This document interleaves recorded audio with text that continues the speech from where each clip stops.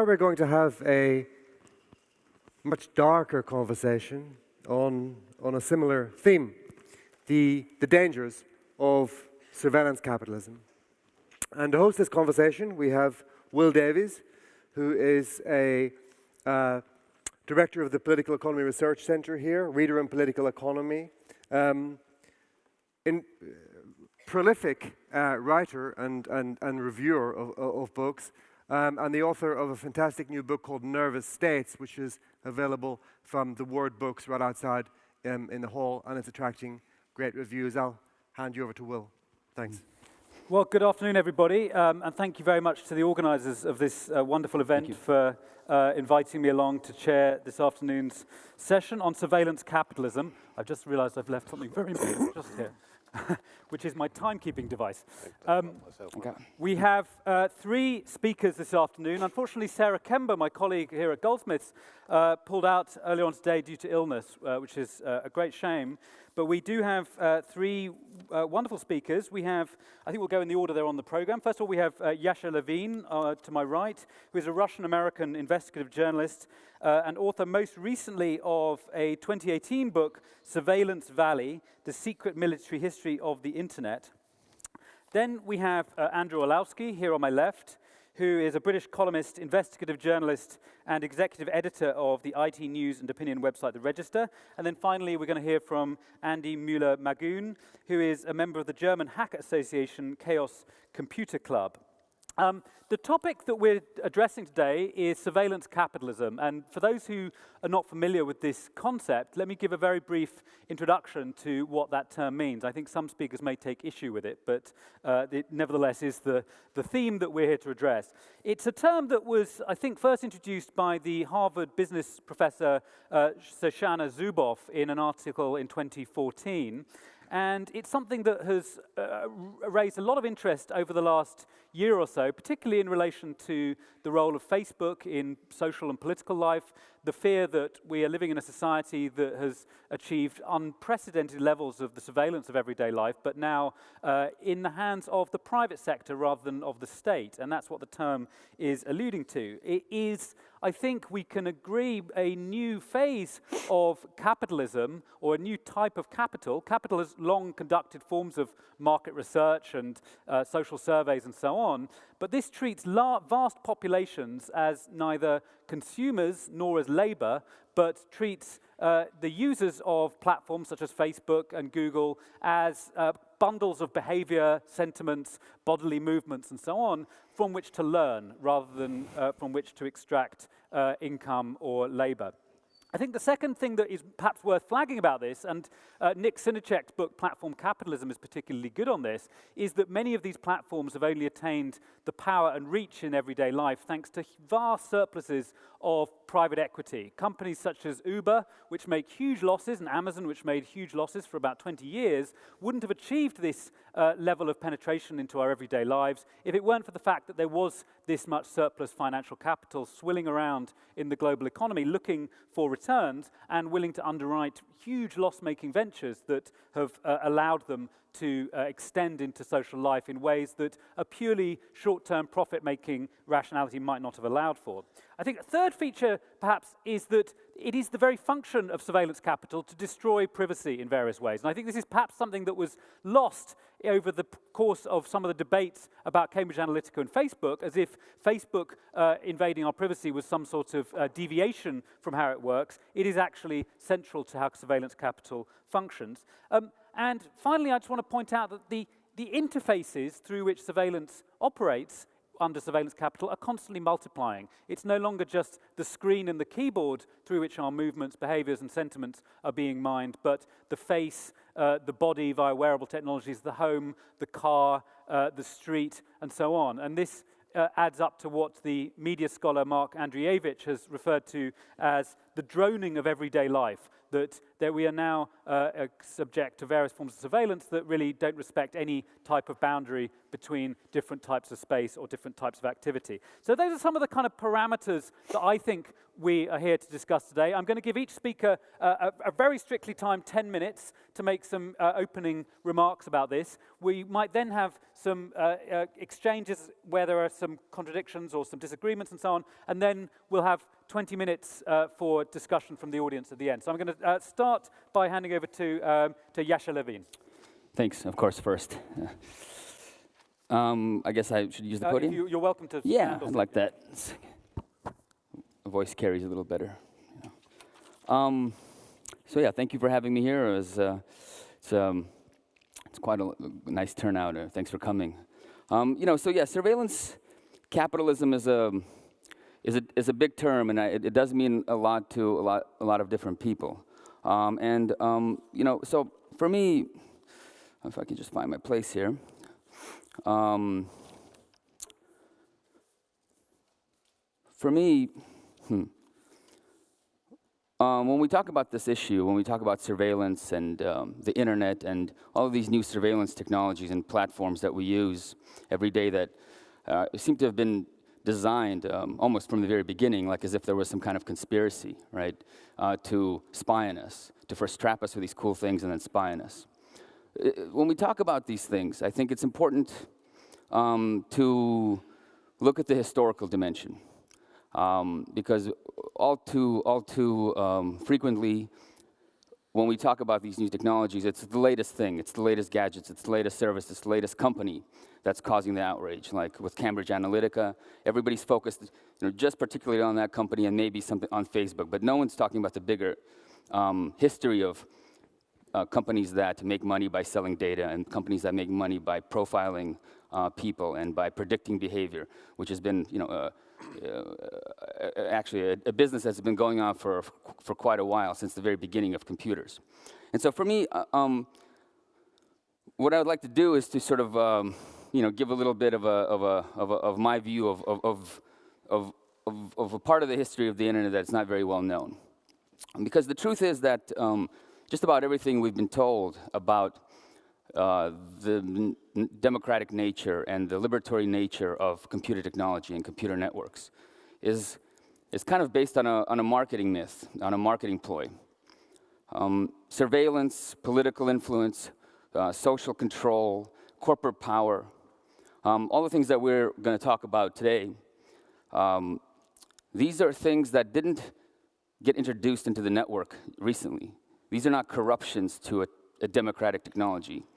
These things were built into the very fabric of this technology. Surveillance and political influence and political control were the primary drivers of why the internet and the technology that underlies the internet was developed by the Pentagon going back to the 1960s, when the first version of the internet, the ARPANET, went online. Surveillance and influence, political control, these things were the reason why this technology was created. And so we have to take a look at that. Pardon me here. Back then in the 1960s, the reason this was created was that the Pentagon was looking to utilize computer technology, this kind of new emerging computer technology, to basically give it a tactical advantage over communism, over the Soviet Union. It wanted technologies that could help it manage a global military empire, to fight insurgencies, to understand what was going on in the world, to not only observe airspace and watch for nuclear threats, but also watch the social space and watch the political space, to watch for political threats.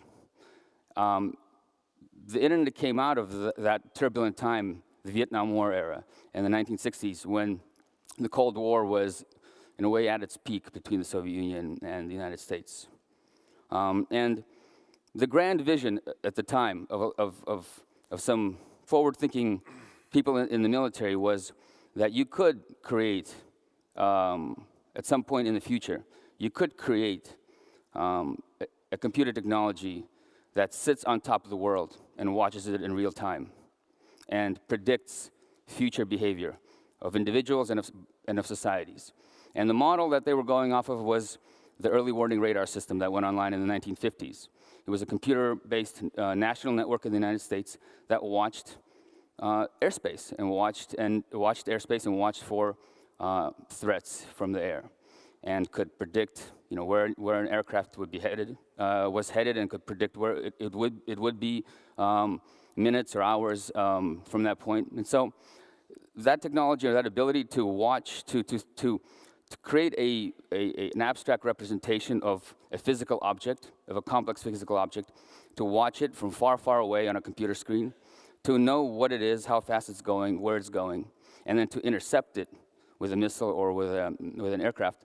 That capability was already present in the 1950s, and so that's kind of the inspiration and the model that people were working off of. And of course, at the time, it was very rudimentary. The technology that we associate with the internet hadn't been fully fleshed out yet. It was very simple, but that was the point. And of course, surveillance is actually even older than the ARPANET or the programs that came out of the Pentagon in the 1960s that developed it.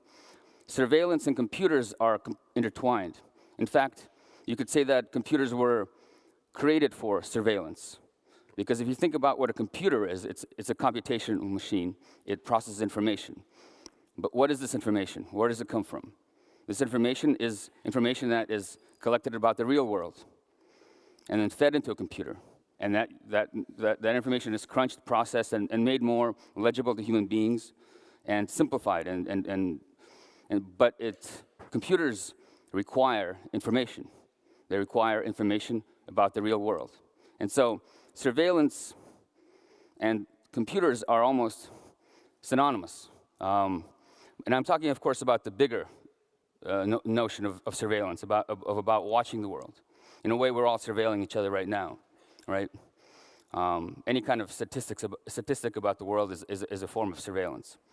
I mean, I guess the innovation that happened with the internet was that computers went from being processors of surveillance data to also being collectors of surveillance data. So now the surveillance and the processing of the surveillance data happen in one system, whereas before you needed actually human beings to go out into the real world, collect information, and plug it into a computer. Now this happens automatically.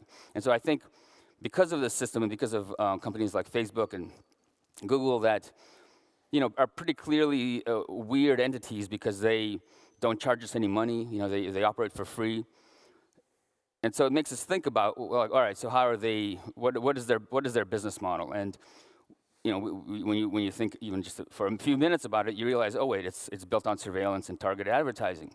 But 2 minutes. 2 minutes, right? But surveillance did not come about with these companies. So surveillance on the internet and surveillance with computers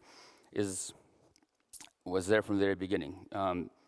Going back to the early IBM tabulators that were invented on contract for the U.S. government to count the U.S. population in 1890. And so, in my limited time here, what I wanted to do is just to kind of bring people's attention to the historical aspects of this and how surveillance is intertwined with the history of computing and computer technology. They cannot be taken apart, in fact. And so I'll end there. Great, thank you. So I'd now like to ask Andrew Orlowski either to stand or to sit. It's up to you. Right, I'll try standing. Hello, everyone. When I saw the dry ice swirling around the stage earlier, I was hoping we'd be able to burst out of a pod like on Spinal Tap, but we have chairs instead. Surveillance capitalism. Like Yasha, I've got problems with the term. Not just problems, but I think if we pursue it literally, it's going to send us down a cul-de-sac. To me, it looks like the word surveillance has been wheeled into place next to the word capitalism.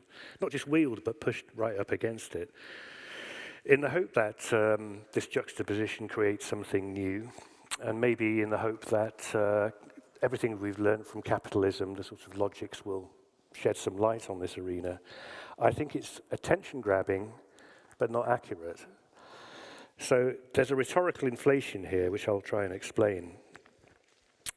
Firstly, the phrase attributes far too much weight and permanence to something that's very provisional. This is a business model that's been in place for around 15 years. Things change. Now, capitalism has a different nature. It's always there, permanently on the brink of collapsing, morphing, confusing a temporary revenue model, really, I'd call it, based on data surveillance with capitalism, immediately sets you down lots of problems you shouldn't really have. I think the surveillance part is justifiable as a metaphor, although it's got a kind of paranoia with it, which brings its own problems. But data collection is a fair description of what's happening here. And where it's nice, surveillance capitalism really anticipates quite brilliantly the temptations that liberal democracies will have as the prospect of getting their hands on this machinery grows near. Authoritarian governments such as China use public order as an excuse for surveillance. Ours kind of smother us in kindness with a kind of Whiggish bossiness. So their justifications here are health, the environment, the obesity crisis, civic conduct online. People are eating the wrong foods and saying the wrong things. These are all excuses that will be wheeled out as justifications for using that data Google and Facebook collect. In a sense, it's already happening. Now, Susanna writes, and this is my favorite part of the essay, it's like a newly sighted planet with its own physics of time and space. It's 67-hour days. I don't know why it's 67-hour days.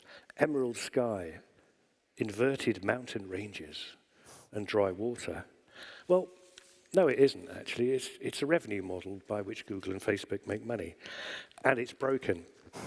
It's actually a very familiar scene. I mean, I'm not familiar with the literature enough to know that every dystopia gets this beautifully painted Hollywood set that Susanna gave for this, but it reminds me of Forbidden Planet, actually. This is the Somalian economy. There's no regulated markets. There's no markets because property rights can't be enforced. So for a while, libertarians used to cite Somalia as this beautiful libertarian ideal, but not so much now. So the revenue model arises from the assumption made about 25 years ago by a handful of VCs in California that centralized server farms were the most efficient way of distributing stuff. Now, these VC bros made other assumptions too. They'd make the pipe more attractive by plundering the content industries. And in reality, that meant denuding the individual of their rights, their privacy and their property rights. Without property rights, you can't have a functioning market. It's fundamental to be able to exclude somebody from your distribution, to control your distribution of your goods, and it's fundamental to ask for permission before using something. These can all be automated to give an almost frictionless economy if the moral and the legal frameworks are there in the first place. There was such a rush to put the internet, invest in the internet in the early 90s, these weren't put in place. Now, I hear the argument that news is a commodity. It's we'll all have to earn pennies or nothing. That isn't true. An exclusive story is very, very valuable indeed. The argument that anything that alters the internet breaks it is so specious I won't spend any time on it. So what we're left with is an aggregation model. You work as content creators in news or cultural industries, and the work of other creators, as well as yours, goes for a fraction of the penny on the pound. Ask a songwriter about very, very small decimal fractions. And the work of amateurs of posting pictures and words on Facebook is also unpaid labor. It's not valued either, though if we can have collecting society mechanisms to do that. Collective rights management is part of a functioning market as well. Now, what fascinates me is that Silicon Valley was able to do this because the intelligentsia, what Joel Kotkin calls the clerisy, which is the media, the academy, the policy-making classes, rode into battle on the side of Silicon Valley in the name of internet freedom. Google's networks of NGOs, fake NGOs really, I think the Washington Post calculated it funds about 150 organizations, ride into battle every time individual property rights are asserted. Over time, this precluded other models which had to compete with free. So that's left advertising and the focus on creating a virtual individual, delineated by our habits and tastes. Now, you can have a utopian world where information flows freely and there are no boundaries and the individual can't do anything to stop anything, but that's a world without any privacy. or markets, and in doing so, you've destroyed the individual. Now, I mentioned I'm kind of optimistic that this is a temporary thing. You may wonder why I think it's temporary. This is deeply, deeply flawed. All it can do is push suggestions at you. Google really has something that may look very much like a stranded asset in a few years' time. Even as a thought experiment, if Google is inside your brain, which for some people is a digital nirvana, it still wouldn't be very effective. It wouldn't be as effective as what you've actually bought, what economists call your revealed preference. And the people unhappy about this, maybe surprise you, are the brands themselves. They're really sore. They'll tell you they've been sold a pup. Digital advertising is riddled with fraud. It doesn't work. The promises haven't been fulfilled. All of this is missing from Zuboff's account of surveillance capitalism. And what might surprise you even more is that Google itself knows the end is in sight. Even if it puts advertising on anything it can in the world, that's finite. And the transactional market is much, much bigger. We can already see Google maneuvering for a post-advertising world. Inserting itself into real transactions is where Google will go. Larry Page used a really interesting word about location data in a lawsuit. This came up through discovery. Google has a monopoly on location data. Google's own location data is clean. The other lot is dirty. So that's Google inserting itself into transactions. Now, the absence of a market means a price can't be set. Now, this brings me to kind of a long-running preoccupation of mine, is how the intelligentsia contributed to the rise of Google and Facebook. And I think as a class, it's pretty culpable. It was complicit. I've alluded to the open internet and the digital rights lobby, who turned out to be working for Google all along. The question arises, can the intellectual class that broke things be trusted to fix them again? Do they have the capacity, the tools, and the experience to fix things? Now, I doubt it for this reason. Over many years, and much more recently, the intelligentsia kind of abandoned the rich enlightenment idea of the individual. The collapse of faith institutions and the faith in politics has seen behaviorist explanations favoured. Almost every time you'll turn on Radio 4, you'll have a behaviorist explanation being offered to you. The individual is something that's stimulated. A signal goes in and a response comes out. The mind equals brain, and the brain is a mass of errors. This was put very nicely by Stephen Poole, who described the brain now to an intellectual as mainly a tangled, damp, and contingently cobbled together knot of cognitive biases and fear, a scientized version of original sin. So how is this affecting journalism? Well, the public itself is now a mystery. All the ologies we've used have been useful in the past, like sociology, history, economic and cultural issues. They've been discarded. So Trump and Brexit come as a surprise to people. This shouldn't be a surprise if the intelligentsia was doing its job. In fact, they may not have happened at all. Trump is obligingly understandable. He said the same things for 30 years. Why is this a surprise? It's preventable. Another example is Jordan Peterson. Who's another example which should have been demolished quite simply. He peddles a kind of bag of male grievances encased in what I call pub young, based on what Stephen Jay Gould called caveman anthropology or evolutionary psychology, which is kind of an anecdotal pseudoscience. But he owes his fame here to a spectacularly inept Channel 4 interview where the interviewer was really content with grandstanding. He isn't held to account. I think characters like Bannon aren't held to account too. So you will get more of these characters if you don't hold them to account. I've got three very quick summaries. Don't use the word surveillance capital if you don't want to go down into a dead end. It doesn't help. There are several things you can start doing right away. One is to charge for your work, price things. Your work is valuable, so price it. Stop thinking that a benevolent philanthropist is going to show up, because that's charity. It's not a functioning market and there's no legacy there. Second, people are not your enemy. Fantasizing about them is not particularly useful. And thirdly, and I think there's an element of this in the essay, don't anthropomorphize machines because you don't want to face or understand people. Thanks. Thank you. Thanks very much, Andrew. Sorry, we're now handing over to Andy Mueller-Maguhn. Thank you. So my idea was to draw this in a historic order. Like, what was the idea? Where did we end up, and where do we want to go? As a member of that hacker community, in the early days, I feel some responsibility to what happened to that thing today known as the internet. We had naive and great ideas: freedom of information, transparency of governmental affairs, a world with less conflicts. That was our idea, because we thought when people can communicate cross-border, cross-jurisdictions, cross-cultural scenes with each other and know about each other, there should be less conflicts, right? Because the military logic of the old days was, before you make a war, you cut the communication lines, because people who talk with each other are not so easy to fulfill the orders to shoot each other. So our idea was, well, this thing has to be robust, so we need a worldwide right of communication, we need transparency, freedom of information. So that was the idea. What did we get? If the word surveillance capitalism is helpful or not,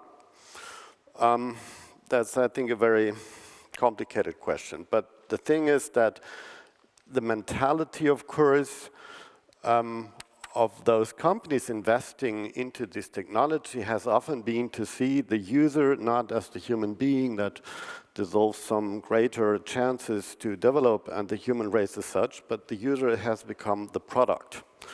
So it's the attention of the user that's being sold, it's the data that's being collected to allow predictability and so on, and the complexity of that has now led to algorithms and automatic capitalistic machineries. However, the thing doesn't go hand in hand without looking at how do these people making these systems see the human being.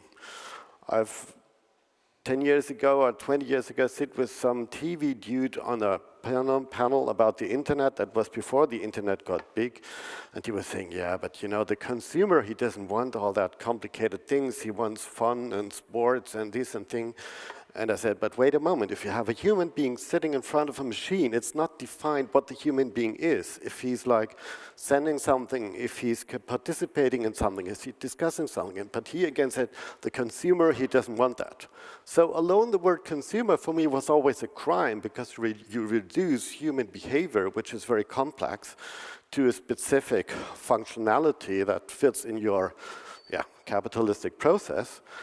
The thing today that we can see, and that of course makes me very, if I have a bad day, I'm very pessimistic, and I'm seeing these people in their psychological feedback loops being entertained the whole day, having some kind of a happy mood, seeing themselves reflected in their own information, flying in that bubbles.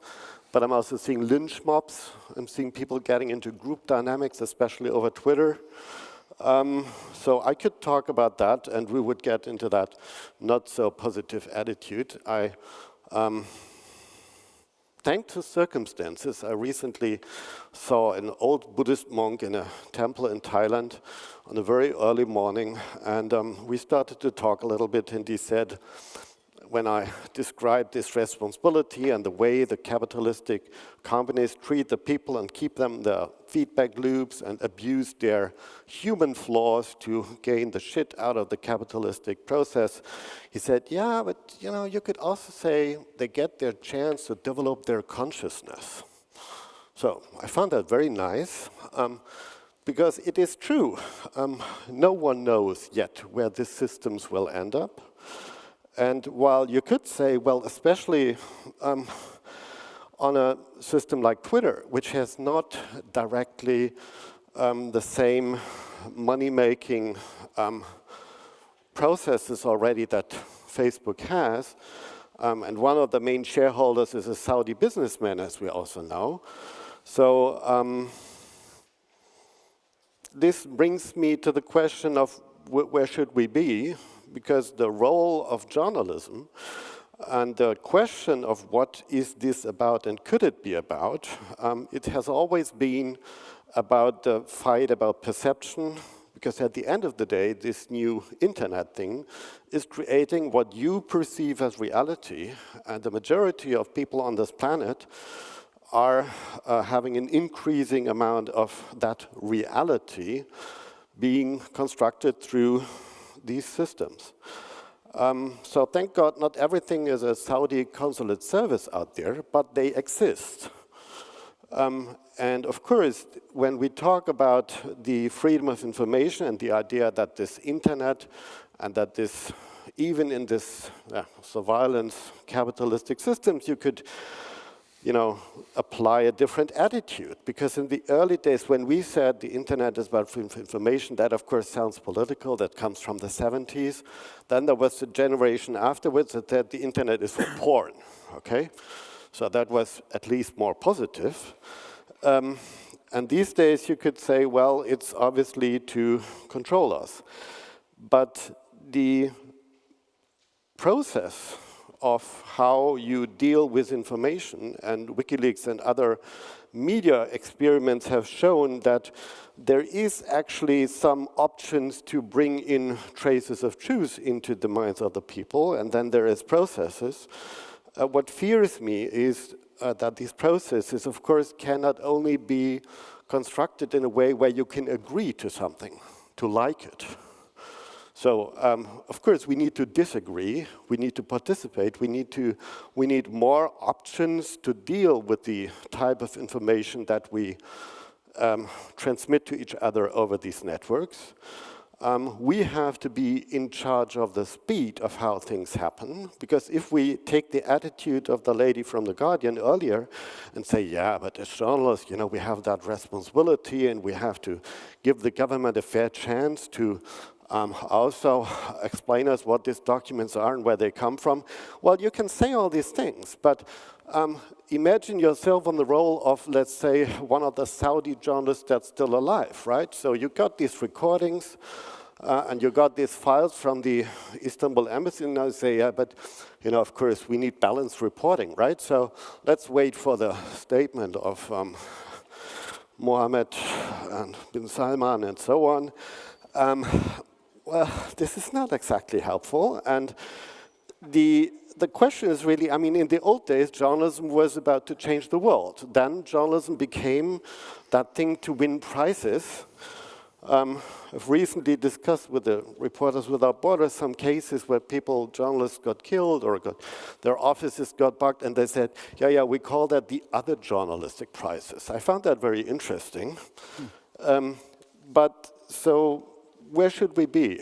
And that's what I want to ask you, because the future is unwritten. It is true that the internet has become something where a lot of money has been invested, a lot of UI, UX databases, algorithms has been thrown into to create specific systems, but that's not the end of it. That's the status quo. And just because these systems provide some bad behavioral patterns and they reflect some bad attitudes about what human beings are, it doesn't have to stay that way. And so I think what we should discuss is how to get out of this mess and what kind of electronic systems we want in the interest of the human race and to actually change the planet to something where we want to live on. Thank you. Thank you. Thank you very much. Thank you very much, Andy.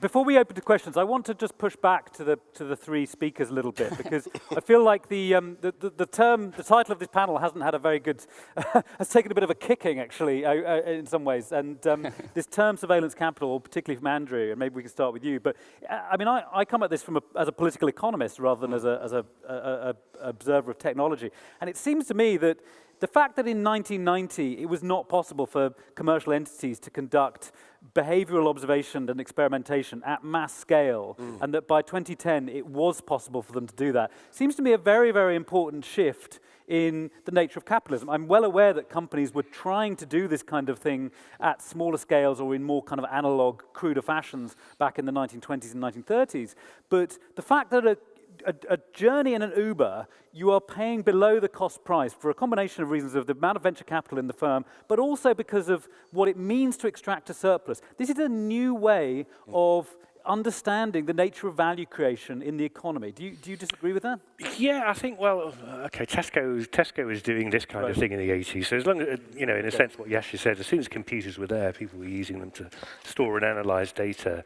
But the data is not worth as much as Google wants you to think it is. Morozov has written quite well about this because he's followed through the idea that if Uber has a monopoly of data on that city, it's going to anticipate where to go, and therefore we need kind of collective data ownership. I'm really glad people are having that conversation of data ownership, property rights. But I think all these companies overvalue it to a sense. People refer to maybe there's some wishful thinking here, but fossil fuels is a stranded asset. In a transactional economy, which we don't have yet, of digital goods, all that behavioral data is a stranded asset. It's not worth very much. And I think they kind of use shock and awe. It's data acquisition of large troves of data is also it's real that it's creepy, but they use it as a propaganda term, so it becomes a self-fulfilling prophecy that they alone can do it. Uber is just a labor arbitrage play with, as you say, vast amounts of capital to drive everyone out of business. Then they put the prices up. But I don't see data being a little, but not a big part of the Uber story. And Yasha, I mean, you took us back to the 1950s and 1960s, which is a very important reminder that I think particularly I've read some of your work on in some ways the 1990s was a complete misunderstanding of what was emerging. I mean, we thought it was e-democracy, and now look, sort of thing. But what changes when this logic becomes commercial for you? Because you didn't have enough time to go into that. But what changes when a military logic becomes a commercial logic? Well, it just I guess it makes the military logic universal, right? So everything has become weaponized, because these these commercial platforms are the difference between the commercial platforms and the national security platforms and the military platforms. I mean, there's really no distinction. I mean, there's a legal distinction of some kind, but they're very integrated. And so, when you think about the dreams of the people in the 1950s and 1960s who did dream about a world where that could be transparent. I mean, one of the pioneers in computational modeling and for political purposes, for polling people and then using that poll data to predict their voting behavior. And he was involved in some of these ARPANET projects, and he was very clear. He said, secrecy is like the biggest impediment to world peace. That because we as elite military planners or just government planners, the problem is that we don't know the intentions of political leaders, let's say in the Soviet Union, or just people in general. And so we have to guess, and we have to do these paranoid game theory sort of scenarios where we have to pretend what do they want, so what do we want, and how do we manipulate them into getting our objective. But if you don't need to do that, if you can destroy secrecy and destroy privacy, if you can make society transparent, it's one of the it's a very hacker idea of the world, right? It's a very Julian Assange, WikiLeaks vision of the world. But here we have a guy who is working for the CIA, who is involved in a number of projects in Latin America and Vietnam about trying to understand these insurgent movements and trying to understand how to defeat them. He sees it and he looks at it and he says secrecy is the problem. And so to take you back to today, or forward to today. So that dream has become kind of a reality, right? That data, whatever it's worth commercially, and I think the value of Google and the value of these companies is way overinflated. First of all, because their business model is still advertising. It's a very old, business model, and so they charge advertisers for the ads that they show, and so they're also you have to trust Google that they're showing that many ads and there are that many clicks, and so Google kind of sets the value of its business in a way, and then of course the market sets its kind of market value. So that's inflated, but there is a value to the inputs that we provide now. So we carry these devices in our pockets, and in effect, Google and Twitter and Facebook have built these transparent platforms that military planners were thinking of in the past. It's not the government, it's not the NSA that's building our Android phone, right? It's not Although GCHQ. Amazon is doing plenty of things for the NSA. And so is Google. Google is a military contractor, has been from the very beginning, going back to 2003. It was an NSA and CIA contractor providing search technology for internal NSA data warehouses. And so so the military developed this stuff, but also the first version of the internet, the ARPANET, was built by a military contractor. It was a private network. I mean, it was paid for by the government, and then the first version of the internet, before it was privatized, was also built by telecommunications companies, MCI and IBM, and so the government funded these things, but it was private companies that actually built it and ran it. And so there isn't really that much of there's a change, of course. The change is that it's gone commercial, and that we're all plugged into it, and that these companies like Apple and Google have built these traps in a way, but useful tools that we all use and abuse. But they are they provide the feeding tubes or funnels to this global surveillance system that is both capitalist and for profit, but also drives other kind of serves other kind of purposes, empire and global political control, which is they all related, obviously. Yeah. Thank you. And Andy, just finally, I mean, what's in terms of, you were looking in the more kind of hopeful, well, maybe not hopeful way, but in the more sort of pragmatic way. Where would a property rights part of your vision that Andrew was alluding to at all, or? Property rights? Well, he was talking about property rights over data. No. Well, Freedom of information and intellectual property are two concepts that don't go easily hand in hand with each other and have some good time. No, but I mean the idea of transparency, of course, if it's about us, if it's about giving us the illusion that it's helpful for us to provide as much information as possible about ourselves, selling that to us as, oh, that's cool, because then you have a lot of friends, and you're good then, and everybody likes you, while not providing the other bit of that side, and that is, well, you're totally predictable, you're totally controllable, we know where you live, we know where your kids live, and we can deal with you if you do anything that we don't like. So the thing is that the question is, where's here the leverage? And the leverage, of course, and that's where WikiLeaks, you could say, was playing that game to the government. So what happens if we apply the same idea to the governments? Would they like it? No, probably not. Where does it lead us? Well, to some conflicts. And that's where we are. But maybe that's helpful to see it that way. So if I play here the optimistic dude and say, well, okay, people develop consciousness, they pay a price for it, but that's how it is. So, and finally, the human race will maybe understand that it's not helpful to provide all your data to everybody.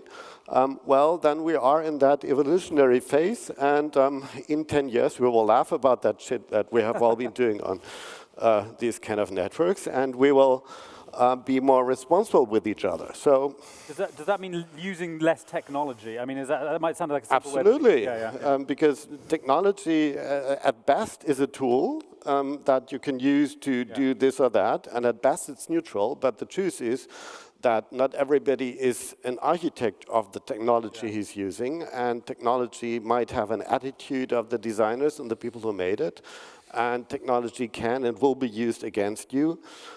As everything else will and can be used against you if you don't take care of the attitude, the principle, the scope of awareness that you provide to it, and the attention you pay to what's going on. Sure.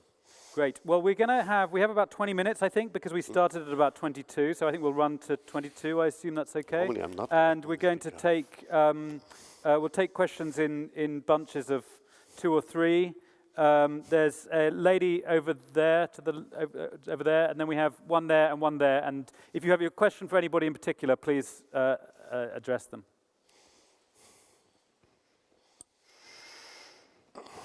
Yeah, I want to, hello? Yeah, I like to make, my name is Caroline Neefjan. I like to make 3 comments. Capitalism was by Marx invented to explain exploitation of people, to explain why a ruling class gets more rich and why poor people get more poor. So I think when I did the hacker party in 1989, we used the San Francisco-Moscow teleport. This was run by CIA and KGB together. Together they funded the well. Together they started the communities on the internet. So by that time, I realized It's not about East-West. No, it's about the ruling class and the vast majority of people who will not have access and not have control. And earlier this week, I was in Barcelona in a conference on digital sovereignty. And there the argument was very convincingly made that the advertising model for the big 5 companies, the Facebook, etc., is over. What they did, they have the data, and their AI, their artificial intelligence, can go so much faster because they have the data already of the last 10 years, that the only one who can still challenge these 5 companies is now the Chinese government, because they closed down, so they also gathered millions of data. So I like you to comment, surveillance capitalism, I don't care about the term, but what I do care about is that you see that one class of people, which is getting smaller and smaller, is ruling more and more people, and as a normal person, it gets harder and harder to do what you want. Great. So I like you to comment on the struggle of power we need. The next question is down here at the front, please. Mm-hmm. Yeah. Yeah, thank you. When I think about capitalism, I think about accumulation of wealth. And when I think about labor, I think about people doing work. We all do work training algorithms, and the new wealth is the algorithm that has been trained with our actions. So when we are analyzing the value of data is ephemeral. Once I added that to the mountain of data that's been training my algorithm, that data doesn't have an incremental value, and it's true that it doesn't amount to that much. But Google or Amazon or all the internet companies are worth because of the wealth that they have in their trained algorithms, not in the data that they use to train the algorithms. Okay. So I wonder if you can comment on that. And then there's a third point here, and then we're going to come back to the panel. And then we'll move over to the other side. Hi, my question is for Yasha in particular. In recent years, we've seen new social movements like in the wake of the Arab Spring, Occupy Wall Street, Indignados. So I was just wondering whether you think the role of social media has been exaggerated in explaining the rise of these new ways of doing like politics from the below. And my second related question is that given that you explained that the internet and has been intertwined with like social control and watching the political and social space, what are the implications for activism in the future? Should activists view social media in a much more suspect way, given that it's like very transparent for government to see what we're planning? Like, so is it a useful tool, or should we be more skeptical towards it?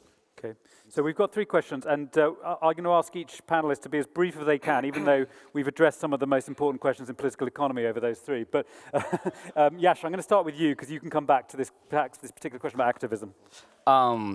Yeah, well, look, social media and these platforms are really powerful in the sense that they can organize huge masses of people over a hot button or fiery issue. So you can ignite a society or a huge section of society without really laying down any kind of political structure. So you can bring people out, and so they're great for that.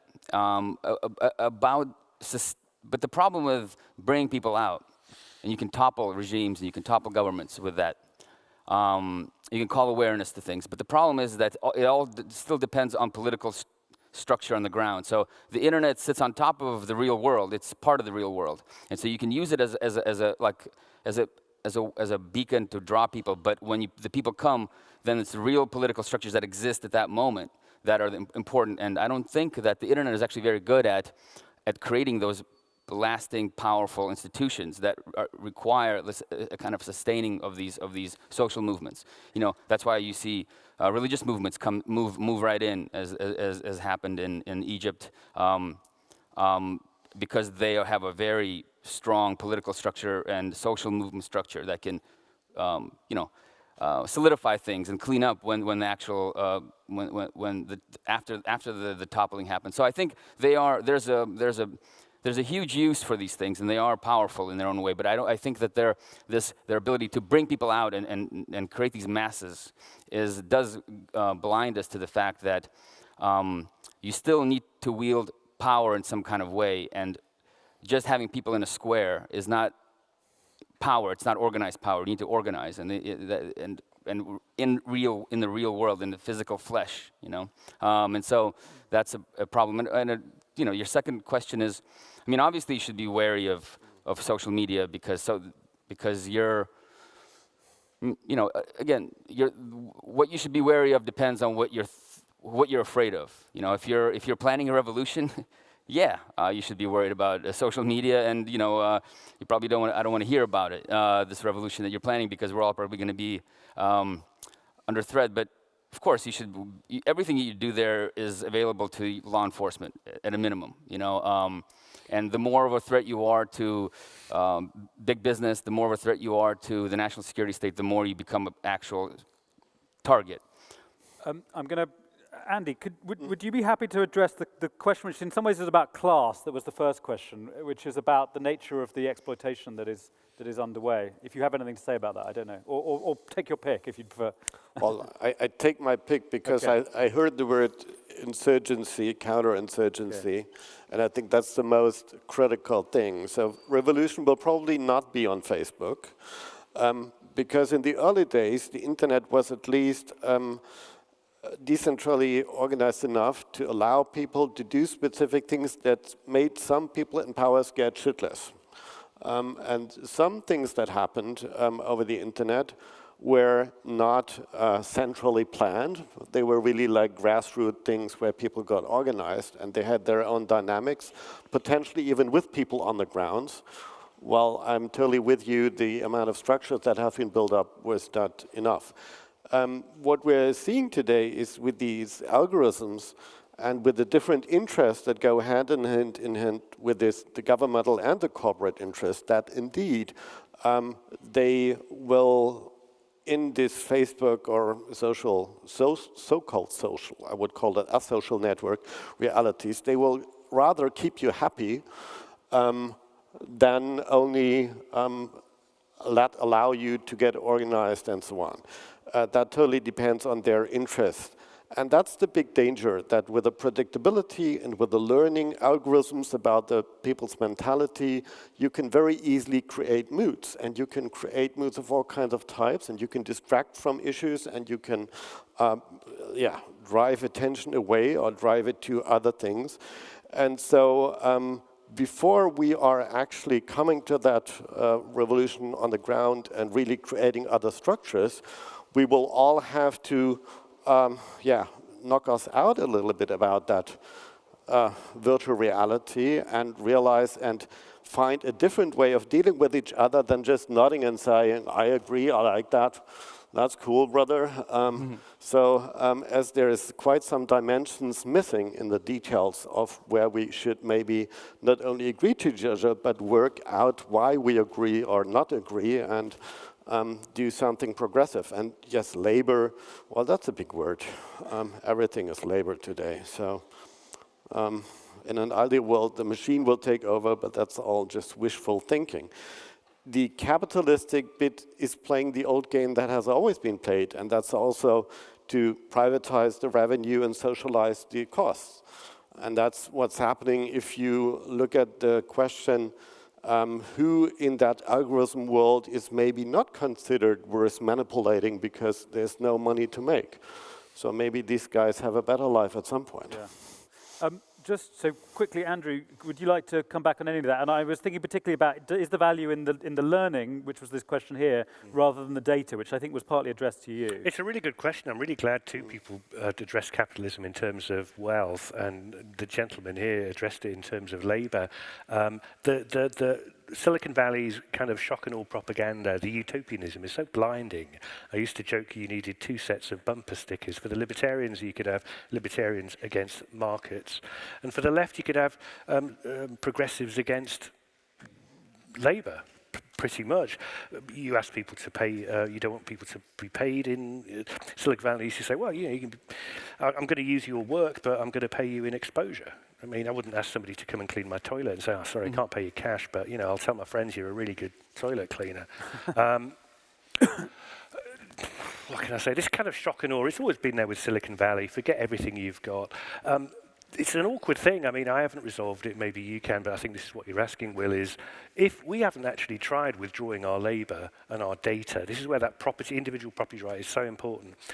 If we withdrew it, the algorithms wouldn't have anything to run on. They've been designed for enormous, everybody contributing the data for free. Maybe they should start paying us for it. Great. We're going to go back, because we've got, I think we're on the round for another round of questions. So there's, yes, the woman just in front of you. Yes, please. Hi. With regards to that, can you say, well, have you had any thoughts, has anybody on the panel had any thoughts to do with blockchain or micropayments, and how that also might fit in with ideas of journalism? Right. Okay. Anyone else? And there's 2 questions just here, and then we'll come back to the panel. Gentleman, and then the lady behind. Hi there. So you mentioned that it's probably going to take a shift away from technology to solve some of these problems that we've identified. What do you think is going to cause the public to shy away from using technology? And maybe what is the role of journalism in that? Okay. And then directly behind you. Hi. With everything we learned this week about Facebook's overestimation of all of the video views, can you talk a little about why they still have such a hold on the market and why other people are continuing to follow their model even though they have sometimes dishonest policies? Okay, 3 pretty succinct questions there. So blockchain, the withdrawal from the technology altogether, and the perhaps exaggerated economic worth of Facebook in whatever sense. But why don't we start with Andy, just to rearrange the order a little bit? Well, okay. Blockchain, micropayments, support journalism, well, that does exist to some extent, and it has helped to also crowdsource journalism, and that's an ongoing thing. How to get out? That was the second question. My proposal is an offline day. So for this planet, that we agree on one day of this year where everybody is offline. And we just to try to get along with each other as human beings. That's my idea. Third thing, why Facebook is still, okay, spread the word, find a date. Unfortunately, I don't have a proposal for a date yet. Could be a Thursday. Thursdays are horrible anyhow, so I don't know. Why Facebook is still so big? Well, we were trying to very optimistically forecast the future of all these people realizing that they're being abused and that it doesn't really make them happy. Unfortunately, that might be wishful thinking, but please allow us to have that as well. Thank you. Yasha, you? Well, I think I'll answer the last question about Facebook. Well, I mean, the reason why I guess the advertising industry and businesses go to them is because they have a monopoly. They built a monopoly, and they built that monopoly on the basis of it's a completely self-regulated business. There's no need for transparency. I mean, Facebook and Google and all these other companies that survive on targeted advertising and for-profit surveillance, they provide the reports of how many clicks there were on an ad, how many people watched an ad or a video for how long, and so, I mean, the advertising company industry, I think, they kind of made their own, they've created their own problem, and so, I mean, I don't really have any sympathy for the advertising industry, for the big advertising industry, because they've been in this business longer than anybody. This business of manipulating people and convincing them of needing things and desiring things and buying things that they don't need. I mean, this is the oldest, psychological manipulation industry in the world, and so that's the business model. But I mean, look, our interaction is our attention is essentially owned by just a handful of companies. And so if you're an advertiser, or if you're a news organization, or if you're a journalist and you won't need a platform to reach people, you don't have many options. You have Facebook, you have Twitter, you have Google. That's it. And so these companies control the bulk of the advertising because it's a pretty classic monopoly. And so that's why there's no real, I think, outrage. I mean, this connects with, if I may, the whole AI issue, which I think is, pardon, but I think this whole hype on AI is bullshit. It's another one of these business hypes that actually has no value in reality. Data, just because you have a lot of data, doesn't mean you know anything about the world. Data depends on the model that you plug it into. And if your model is garbage, right? If your model is wrong, the data, no amount of data will ever make it right. And so, I think that these companies, they're valued, because they have so much data, but really they're not that great. And this push to put more money into AI is actually just another one of these national security initiatives almost, to say, oh, no, China now is the big threat. We must overtake it. We must put all of this money into developing AI technology. We must weaponize AI, because if we don't, they will. And you don't want, these foreigners, these outsiders, these shifty people over there, like to do the same thing that we're doing, basically. And so, these things are connected because this whole industry is built on the hype of big data. But big data is junk. I mean, just look at Hillary Clinton's campaign. They had the best data scientists in maybe the world, the best election team they had. They were plugging that system in. But they constructed a system that had faulty premises. And so they didn't even interact with the real world anymore. And they ended up losing. Yeah. They certainly did. So just, Andrew, we might have time for a couple more after this. No? That's a 5 minutes, yeah. If you just brief, and then we will have one. There's a lady there who's been... Just very briefly, it's such early days, when the Industrial Revolution happened and a lot of people moved to the cities and worked in appalling conditions, for a lot of them it was still better than... It offered new choices that they didn't have before, particularly women who didn't have to marry their cousin. They had a choice of men, new social networks. The last thing for a while was asking for more money, because that new world was quite thrilling and new. And we're at that stage now. We haven't started getting stroppy yet. The other thing is, if you want something, you do actually have to pay for it. And the content industries, although I'm defending them in this talk, they've been pretty lousy at making it easy to pay for stuff. Now, as for micropayments, I think somebody said, if you do it right, people don't mind paying 10p for something. Blockchain, I'm very much with Yasha. Blockchain, let me just digress for a minute. The collapse of the media has made titles like ours and, say, Wired, which are in the middle of that pyramid, disappear. I've got this hunch that there are so many hypes, endless hypes like blockchain, which is just, a poor database underneath it, and AI, which cannot fulfill the promises made for it at all, because there's a gap of people who can understand something and explain something higher up the media pyramid to the BBC or the New York Times at the top. It's just very early days, I want to stress. I think Americans pay about $160 or $180 for a massive bundle of content. We gripe that we pay more than $20. You can bundle stuff. You can actually have markets for content behind it. Things can change. I think we've got another couple of minutes or so, and this lady's been desperately trying to ask a question for a while. So if you can keep it relatively brief, and then we'll see if we can get a brief response from the panel. Given the increasing and, in my opinion, healthy level of suspicion towards, or sort of wariness towards platforms like Facebook, etc., how do you account for and how do you expect people to have an interest in growing alternative platforms for collaboration, like, for example, Pursuant's project, or even Susie Dawson's projects, etc., etc. How do you expect us to have, or what is your opinion on that? What do you think will happen? Is that for anyone in particular or in general? I'd like Andy to Andy. Talk on that. Well, yeah, that's the big hope, that we could overcome the central platforms with the abusive attitude toward replace it with decentral systems that reflect a more human cooperative side of things, and we're working hard to make that true. And that's, I guess, also the responsibility of those who actually create technologies and who are aware how networks architecture works and so on, to overcome this situation we're into. So yes, there's also diaspora, there's other things that start to do. The truth is that these alternative systems very long time have been sometimes with a great spirit, but unfortunately unusable for normal human beings. And that was what the corporates always did better, because they understood that UI and UX is the key to make non-technical people use technical systems.